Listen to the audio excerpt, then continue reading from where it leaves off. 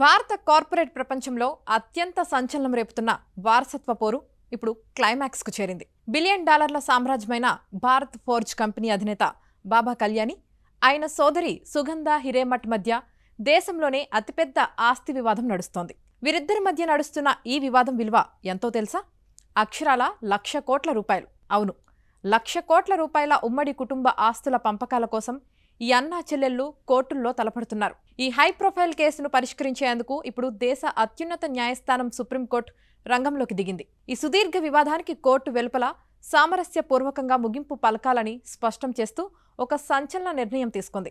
వివాదంలో మధ్యవర్తిత్వాన్ని వహించి పరిష్కారం చూపాలని మాజీ న్యాయమూర్తి జస్టిస్ లావు నాగేశ్వరరావుకు బాధ్యత అప్పగించింది సుప్రీంకోర్టు.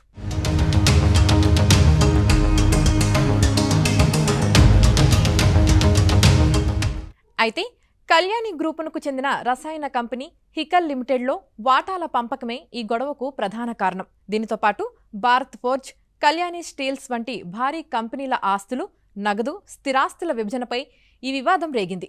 ఈ ఆస్తులన్నీ ఉమ్మడి కుటుంబ ఆస్తుల కిందకే వస్తాయని సుగంధ హిరేమఠ్, ఆమె పిల్లలు వాదిస్తున్నారు. ఇందులో తమకు దక్కాల్సిన న్యాయబద్ధమైన వాటాను ఇవ్వకుండా బాబా కళ్యాణి అడ్డుకుంటున్నారని ఆరోపిస్తున్నారు.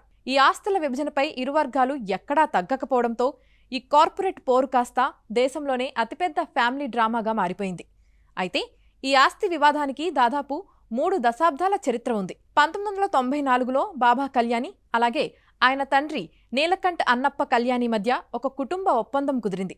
ఆ సమయంలో తండ్రి రాసిన ఒక లిఖితపూర్వక నోటు ఆధారంగా సుగంధ హిరేమఠ్ కోర్టుకెళ్లారు. ప్రస్తుతం ఆ కంపెనీలో హిరేమఠ్ కుటుంబానికి 34.84%, Kalyani investment company, BF investment లిమిటెడ్లకు కలిపి 34.01% వాటాలున్నాయి. అయితే 1994లో కుదిరిన ఒప్పందం ప్రకారం 68.85% వాటాలు తమకే రావాలని హిరేమఠ్ కుటుంబం కోరుతోంది. 1994లో జరిగిన కుటుంబ సమావేశం తర్వాత నీలకంఠ్ రాసిన లిఖితపూర్వక నోటు ఆధారంగా వాటా కోరడాన్ని బాబా కళ్యాణి వ్యతిరేకిస్తున్నారు. దీంతో ఈ వివాదం గత కొన్ని సంవత్సరాలుగా వివిధ న్యాయస్థానాల్లో నిరంతరాయంగా కొనసాగుతోంది.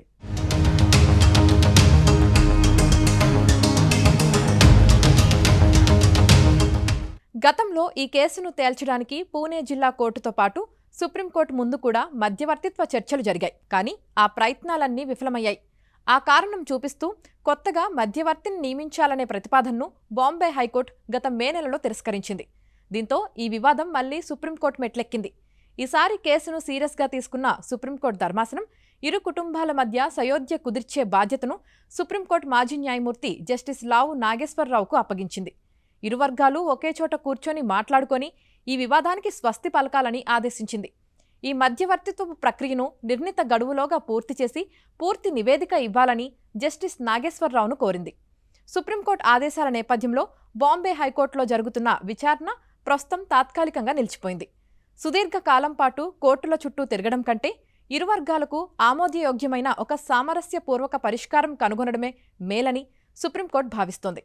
సుప్రీంకోర్టు తీసుకున్న ఈ తాజా చొరవతో ఎన్నో ఏళ్లుగా నడుస్తున్న కళ్యాణి గ్రూప్ వారసత్వ పోరుకు త్వరలోనే ఒక శాశ్వత ముగింపు లభించే అవకాశం కనిపిస్తోంది. కోర్టు ఆదేశాల ప్రకారం మధ్యవర్తిత్వ చర్చలకు కూర్చోవడానికి ఇరు వర్గాలు కూడా సానుకూలంగా ఉన్నట్లు తెలుస్తోంది. మరి జస్టిస్ లావు నాగేశ్వరరావు నేతృత్వంలో జరగబోయే ఈ చర్చలు సఫలమై ఈ 1,00,000 కోట్ల రూపాయల ఆస్తి వివాదానికి తెరపడుతుందో లేదో చూడాలి.